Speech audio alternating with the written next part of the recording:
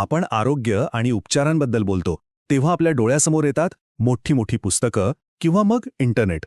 पण विचार करा, आरोग्य प्रणालीची इतकी गुंतागुंतीची माहिती ती आपल्याला फक्त एका साध्या कागदी पत्रकातून मिळू शकते का? आज आपण तेच बघणार आहोत.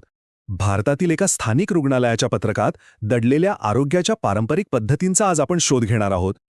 हे बघा, हेच ते पत्रक. आता पहिल्यांदा पाहिलं तर हे खूप साधं वाटेल, बरोबर? पण खरं तर हे आपल्याला आरोग्याच्या 4 मोठ्या आणि जुन्या विचारसरणींची ओळख करून देतं. चला तर मग या पत्रकाच्याच मदतीने या सगळ्या प्रणालींना एकदम सोप्या भाषेत समजून घेऊया. तर आजच्या या प्रवासात आपण काय काय बघणार आहोत? आपण 4 मुख्य गोष्टींवर नजर टाकणार आहोत. सुरुवात करूया आयुर्वेदाच्या शुद्धीकरणापासून, मग होमिओपॅथीच्या चेतनाशक्तीला समजून घेऊया, त्यानंतर युनानीच्या संतुलनावर आणि शेवटी जे आपल्या सगळ्यांनाच माहीत आहे त्या योगाच्या मन-शरीर संयोगावर लक्ष देऊ. चला तर मग आपल्या पहिल्या भागाला सुरुवात करूया. सगळ्यात आधी हा प्रश्न येतो की या सगळ्या वेगवेगळ्या प्रणाली आयुष या एकाच नावाखाली एकत्र का येतात? म्हणजे या नावामागे नक्की काय संकल्पना आहे आणि हा जो एकात्मिक दृष्टिकोन आहे तो आरोग्याकडे कसा पाहतो हे आधी समजून घेऊया. तर आयुष म्हणजे AYSUH हे फक्त एक नाव नाहीये. खरं तर हे 5 पारंपरिक उपचार पद्धतींच्या नावाच्या पहिल्या अक्षरांपासून तयार झालेलं आहे. आता यात 5 प्रणाली असल्या तरी आपलं हे पत्रक आपल्याला त्यातल्या 4 महत्त्वाच्या पद्धतींची ओळख करून देतं. ठीक आहे, तर आता आपल्या यादीतील पहिल्या प्रणालीकडे वळूया आणि ती आहे आयुर्वेद. आयु म्हणजे जीवन आणि वेद म्हणजे ज्ञान. सोपं आहे, जीवनाचं ज्ञान. आणि या जीवनज्ञानाची जी मुख्य संकल्पना आहे ती म्हणजे शरीराचं शुद्धीकरण, किंवा ज्याला आपण आजकालच्या भाषेत डिटॉक्सिफिकेशन म्हणतो. या पत्रकामध्ये आयुर्वेदातल्या एका खूप महत्त्वाच्या उपचाराचा उल्लेख आहे आणि तो म्हणजे पंचकर्म. नावावरूनच आपल्याला थोडा अंदाज येतो, नाही का? पंच म्हणजे 5 आणि कर्म म्हणजे क्रिया, म्हणजे शरीराला आतून पूर्णपणे स्वच्छ करणाऱ्या या 5 क्रिया आहेत. मग या 5 प्रक्रिया नक्की आहेत तरी कोणत्या? चला बघूया. या 5 प्रक्रियांमध्ये येतं वमन म्हणजे उलटीद्वारे शुद्धी, मग आहे विरेचन म्हणजे रेचनाद्वारे शरीरातील दोष काढले जातात, तिसरं आहे बस्ती म्हणजे एनिमा, आणि मग येतं नस्य जे नाकाद्वारे दिलं जातं, आणि 5वा आहे रक्तमोक्षण ज्यामध्ये रक्तातील अशुद्धी काढून शुद्धीकरणाची प्रक्रिया पूर्ण केली जाते. आता पंचकर्माची तयारी म्हणून काही पूरक उपचारसुद्धा आहेत, जसं की स्नेहन म्हणजे सोप्या भाषेत तेल लावून मालिश करणे, आणि स्वेदन म्हणजे वाफ घेणे. हे दोन्ही उपचार शरीराला शुद्धीकरणासाठी तयार करतात. इतकंच नाही तर काही विशिष्ट त्रासांसाठी सुद्धा उपचार सांगितले आहेत, जसं कंबरदुखीसाठी कटिबस्ती आणि गुडघेदुखीसाठी जानुबस्ती. बरं, आयुर्वेदात आपण शारीरिक शुद्धीकरणावर बोललो.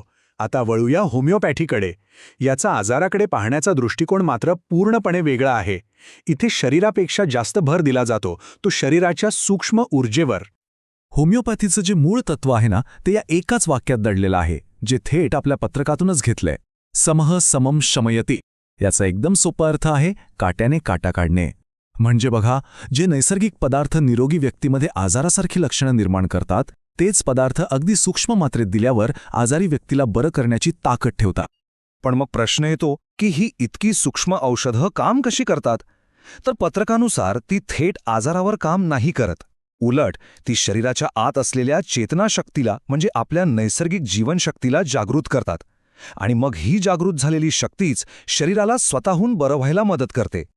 आणि याच चेतनाशक्तीच्या संकल्पनेमुळं होमिओपॅथीची औषधं बनवण्याची पद्धतही एकदम वेगळी आहे. असं मानलं जातं की औषधं जेवढं जास्त डायल्यूट केलं जाईल, म्हणजे मूळ पदार्थ जितका कमी होईल, तितकी त्याची आंतरिक शक्ती वाढते. चला आता आपण तिसऱ्या प्रणालीकडे जाऊया, युनानी. या प्रणालीची मुळं प्राचीन ग्रीस आणि पर्शियामध्ये सापडतात, आणि या प्रणालीचा संपूर्ण आधार शरीरातल्या 4 मुख्य द्रव्यांच्या किंवा ह्युमर्सच्या संतुलनावर अवलंबून आहे. हे बघा इथे, हे 4 द्रव्य म्हणजे रक्त, कफ, पिवळं पित्त आणि काळं पित्त. युनानी प्रणाली काय सांगते की जोपर्यंत या 4ांमध्ये योग्य संतुलन आहे तोपर्यंत आपलं आरोग्य एकदम उत्तम राहतं, आणि आजार तेव्हाच होतो जेव्हा हे संतुलन कुठेतरी बिघडतं. तर मग प्रश्न हा आहे की जर या द्रव्यांचं संतुलन बिघडलं तर युनानी औषध प्रणाली ते पुन्हा जागेवर कसं आणते? तर हे बिघडलेलं संतुलन पुन्हा साधण्यासाठी युनानीमध्ये अनेक शारीरिक उपचार वापरले जातात. यामध्ये रक्ताभिसरण सुधारण्यासाठी हिजामा म्हणजे कपिंग थेरपी आहे, शरीराला आराम देण्यासाठी दलक म्हणजे मालिश, आणि शरीराला मजबूत करण्यासाठी रियाजत म्हणजे व्यायाम यांचा समावेश आहे. एवढंच नाही तर रक्तातील अशुद्धी दूर करण्यासाठी तालीक म्हणजे जळू लावण्यासारख्या पारंपरिक पद्धतींचाही वापर केला जातो. आणि आता आपण आपल्या पत्रकातल्या शेवटच्या भागाकडे आलो आहोत. आणि हा भाग तर आपल्या सगळ्यांच्याच ओळखीचा आहे, योग. पण पाहूया हे पत्रक योगाच्या नक्की कोणत्या पैलूंवर भर देत आहे. या पत्रकात योगाच्या 2 प्रमुख गोष्टींवर भर दिलाय.